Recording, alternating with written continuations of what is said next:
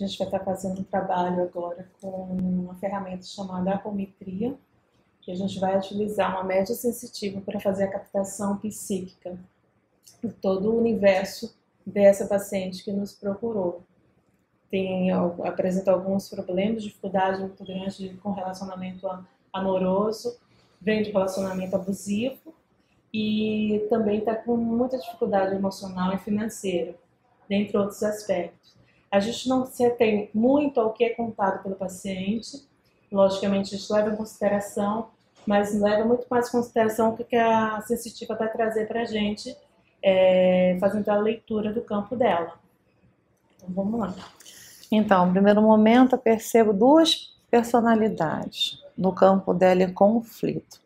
Eu percebo primeiramente, quando a gente estava conversando, eu ouvi as ameaças, tá? Que é uma pessoa, eu ainda não tenho certeza se é uma personalidade desdobrada ou um obsessor, tá? Eu não tenho certeza, mas sim dela uma múltipla, tá? Que ainda está sendo serviciada. Vejo essa história Múltipla sendo serviciada, tá? O que é serviciada? Ela está sendo agredida, diminuída. Essa história começa, tá? Brasil, região de São Paulo, região dos cafezais. Eu vejo uma fazenda onde existe a escravidão, o modelo escravocrata, onde a senzala, ela feminina, ela é guardada e responde ao controle de uma mulher.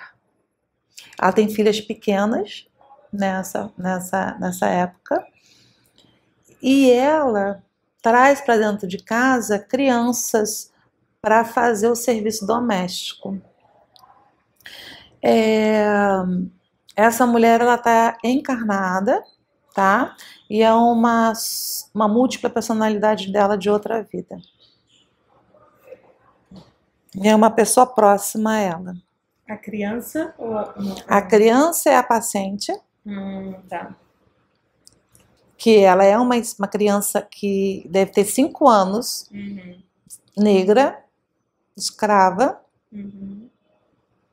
e é muito perto da época do ventre livre, assim, por pouco ela não nasce na época de ser liberta. Tá? É uma coisa que dói muito nela, porque ela é a primeira filha da mãe e a primeira que fica escrava, o resto ela vê as irmãs e os irmãos saindo do cativeiro. É uma dor que ela tem desse espírito. Então eles me remontam até a fazenda, essa fazenda muito verde, interior de São Paulo, ela escolhendo a criança para fazer parte do serviço doméstico, sabe? E só que ela é muito bruta, ela é muito agressiva. E cada vez que ela ficava mais bonita, né? Ela ficava mais jeitosa, mais incomodava ela. Mas ela se sentia oprimida porque ela não era uma mulher bonita. A dona da fazenda. Entende? Então eu vejo ela se incomodando com o cheiro dela, ela se incomodava com as posturas dela, porque ela viu o olhar dos homens já quando ela já formou o corpo, quando já formou o seio, quando o quadril ficou mais roliço, a cintura afinou. E o corpo, né, muito típico da raça negra, né, aquela cintura mais fina, e as roupas que eles usavam também chamavam a atenção. Parece que eram roupas que ela não usava, aqueles corpetes, ela não usava essas coisas, né, que as mulheres da época usavam, coisas que escondiam mais o corpo. Então, ela começou a puni-la fisicamente, começou a cortar o cabelo dela. Já na adolescência? Já na adolescência, quando ela começou a ficar mais viçosa, mais bonita. Porque ela tinha dentro de casa um irmão e um marido e um cunhado, eram 3 homens, e que mandavam, que era uma herança essa fazenda, tá? Esse cunhado solteiro, tá? Eram 3 homens. E eles tinham muito domínio ali. Eles não estão me deixando identificar mais as posições. Só sei que eram 3 homens de comando. Ela não pode identificar essas energias, senão ela vai identificar. Tá? E ela sempre muito preocupada nesses homens não vê-la. E ela muito preocupada em não ser vista. Porque cada vez que alguém fazia algum comentário, ela era punida. Ela era machucada. Tá. Para facilitar para quem está ouvindo, coloco ela, a paciente. A paciente. Com a paciente. Quando ela era essa criança, depois uma adolescente escrava. E nisso, ela era punida fisicamente, emocionalmente e sempre castigada. Então, os registros que ficam para essa vida, ela não pode ser vista, registro para essa vida, medo de ficar à frente dos processos, se responsabilizar por coisas grandes, como se ela fosse muita insegurança, muito medo de não dar conta, e de preferência ser invisível, que as pessoas não percebam ela. Tá?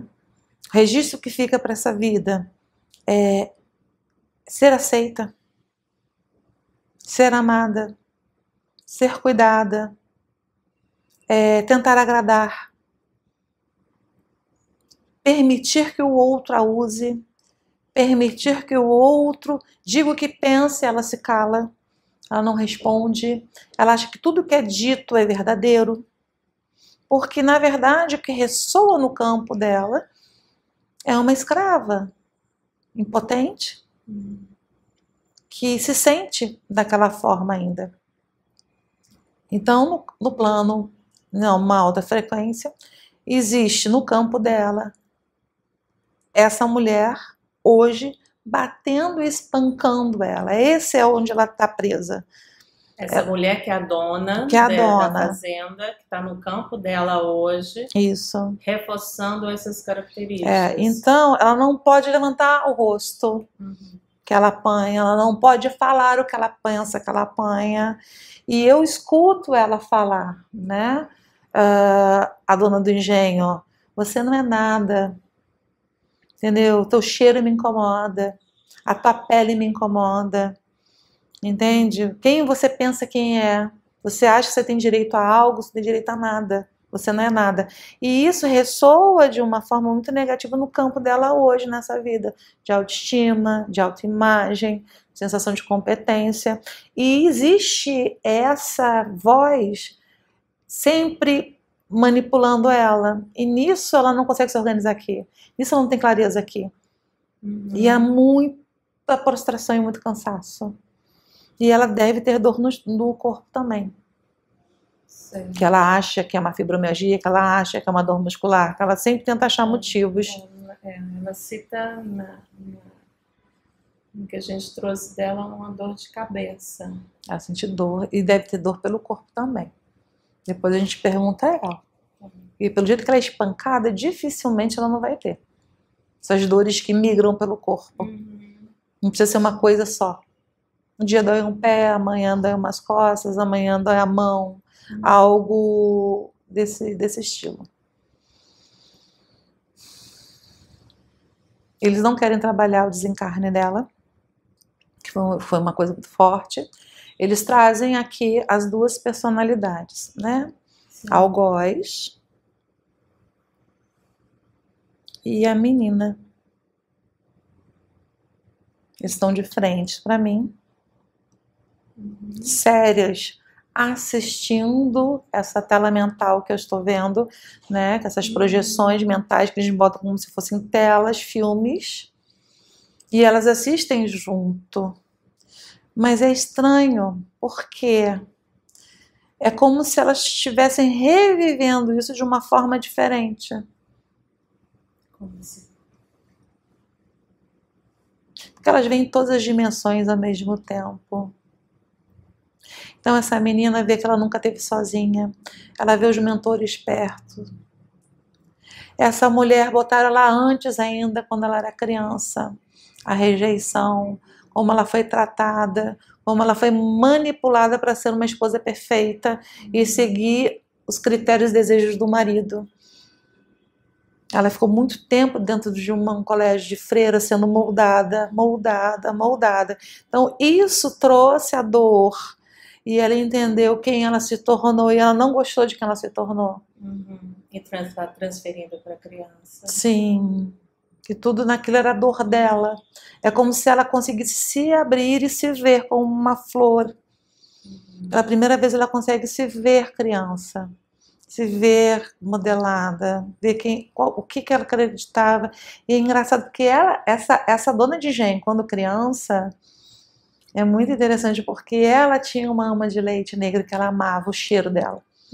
Ela adorava o calor dela. E era negra. E ela brincava com as crianças da senzala e ela era castigada e ela era maltratada. Por quê? Porque ela achava eles iguais.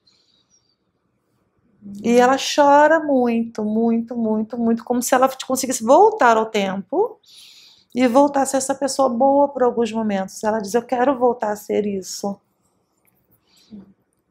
Quando dentro dos centros espíritas, ou dentro dos centros, ou através de outras terapias, onde você acessa o subconsciente, você vai até lá, essas personalidades, sendo encarnadas ou não, ou desencarnadas, é como se elas pudessem viver o passado novamente. Não é só o assistir, você se torna aquilo novamente. Entendeu? Por isso que a hipnose também funciona e outros processos, porque você volta a ser. Quando você volta a ser a integração emocional pessoal, você volta a ser aquele ser perdido. E na hora que você reencontra, você volta ao equilíbrio e você começa a não ver onde você se perdeu. Você sabe que você se perdeu. Sabe? Onde eu deixei de ser aquela pessoa. Sim. Como muitas vezes a gente olha para nós hoje e fala assim, aonde que eu parei de acreditar? Aonde que eu parei? São esses momentos, né? E por isso que você consegue ou dar um salto quântico, né? Ou você consegue transpor aquilo que você já veio trabalhar, né? Por isso que é muito interessante quando você faz todas as ferramentas, todas têm um ganho, algumas em maior profundidade e outras em menos, mas a profundidade vai pela capacidade daquele ser de poder usar. É a mesma coisa você querer que alguém atravesse uma piscina que saiba nadar cachorrinho, o outro que é um atleta. Sim. Cada um tem uma capacidade de olhar para a sua dor e para o seu processo. Então não existe nada verdadeiramente errado. Existe o que você consegue acessar e o que você consegue lidar. Essa é a diferença. Sim, por isso que algumas pessoas só conseguem ser trabalhadas numa terapêutica mais tradicional, só com conversação, você vai acessar um nível de consciência. Quando você vai para um outro tipo de ferramenta, como a gente está utilizando, que são ferramentas que vão adentrar mais o inconsciente, daí você consegue elaborar mais, mas nem todo mundo está preparado para isso. Sim, assim. Sim. Por exemplo, eles não me deixaram ver partes do que estava acontecendo, porque ela ia trazer para cá e ela não pode trazer para cá hoje a nível consciente. As pessoas.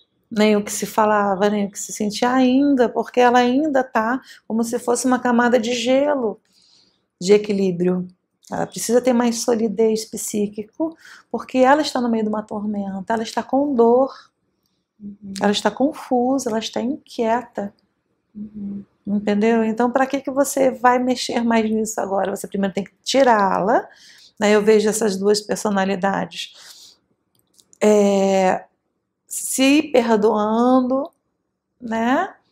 E abraçando esta pessoa encarnada, essa paciente, dando amorosidade a ela, dizendo que não sabiam, que foi tudo falta de consciência, desinformação, né? Mas a gente sabe que é consciência, que ela gostaria de ter sido diferente. E existe interessante porque eu vejo a paciente que pediu atendimento deitada em casa, dormindo um sono dopadinha, com medicação, como se tivesse desligada. Se ela não tomar remédio, a espiritualidade dopou ela, porque eu vejo ela muito desligadinha para sair. E elas conseguindo dar amor a ela. Então, o amor realmente é a melhor forma de curar qualquer problema dentro do nosso processo evolutivo. Elas estão conseguindo se integrar com amorosidade, auto-perdão, que é muito importante, porque nada disso aconteceria se não houvesse auto-perdão. Se ela tivesse dito, eu não fiz isso, eu não sou isso, o que é isso, e não reconhecesse, ela não muda. Sim. Por isso que o auto-perdão é o início de tudo. E se você não reconhece, você não se perdoa, você não passa a ser a outra parte que precisa chegar. Ok.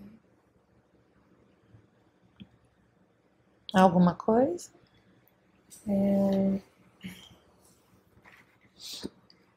A gente vai, então nesse caso a gente não faz nenhum tipo de aproximação de conversa. Não estão. Não é necessário. É engraçado, porque está bem diferente de todas as formas como a gente trabalha, né? Isso que eu tô perguntando. E é muito interessante, porque eles estão trazendo informações, eu acho mesmo, para a gente. Está bem diferente, eu também achei diferente. E eu acho que o grande aprendizado que eles querem trazer para a gente hoje, e para todos que vão ter acesso,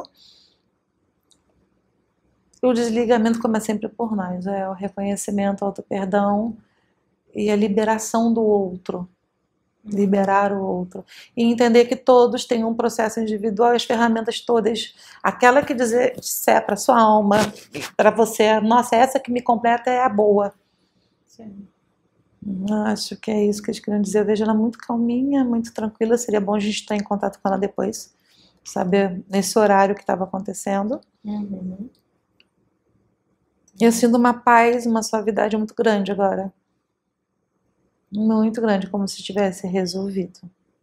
Eu vejo sim o corpo, a menina na forma de menina ainda. Não vejo ela na forma de adolescente. Eu acredito que a gente possa mandá-las para atendimento, sim. Tá, mas aí a gente faz o... Ela tá muito machucadinha, né? Tratar os corpos. Não é isso? Tratar os corpos. Ela sente muita dor, diz que tem muito reflexo no físico, por isso tratar. Tá tudo bem. Tem alguma orientação para passar para a paciente, especificamente no momento atual dela, já com essas limpezas que a gente fez hoje? Cuidado com suas velhas tendências, suas antigas tendências. Nós temos armadilhas e situações que a gente se coloca para que a gente não consiga sair. Os relacionamentos abusivos, as pessoas abusivas, os trabalhos abusivos, muitas vezes a gente alimenta e a gente se coloca, se permitindo, para que a gente não consiga evoluir e se vitimizar.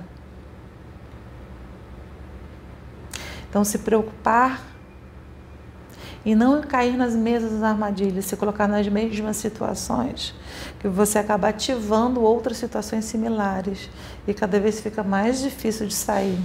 Eles me mostram como se fosse uma areia movediça. Quanto mais você mexe, mais você entra. Entende? Então, o orar e o vigiar é isso. É saber aonde você tem a tendência, se preservar, porque tem uma sinalização, a pessoa conhece, mesmo assim, parece que ela não é que ela faça de propósito, ninguém faz isso de propósito. É inconsciente, é como se fosse um imã. Sim. E quando você tem consciência, mesmo que doa, mesmo que incomode, mesmo que não seja prazeroso, porque a nossa sociedade, a nossa cultura associa ser feliz com prazer, ser feliz com felicidade, né? Tendo a felicidade plena em todos os momentos. E não, muitas vezes você é feliz porque você teve um momento que você abriu mão de algo que foi doloroso e que você consegue o equilíbrio. Né? Eles estão me mostrando como se fosse uma safra. Desde que você bota a semente até você colher numa safra de vinhos, né? Você planta o vinho, vem a videira, existe todo aquele cuidado com a uva, mas existem os remédios que tem que usar contra as pestes, né? Tem aquele olhar carinhoso para a uva chegar ao seu momento mais doce, mais pleno, e ela absorve todas as influências do tempo, ela recebe todas as influências da época, ela é um resultado de tudo que ela viveu ali para dar um vinho diferenciado, entendeu? Então, as provas reencarnatórias é mais ou menos isso, né? Tem vezes que você precisa entrar e ser macerado para trazer o sumo, né? E você não vai ser pleno nem feliz no final do processo reencarnatório se você não passar por todos os momentos. Então, a gratidão por todos os momentos vividos, mesmo sem compreender, né, é importante para ela também. Deixar de achar culpados. Entendeu? Deixar de achar culpados. Não é que as pessoas não tenham uma responsabilidade pelo que fazem. Não estou falando isso. Não estou falando isso. Quando uma pessoa age, ela tem responsabilidade. Mas o que você precisa viver é responsabilidade sua.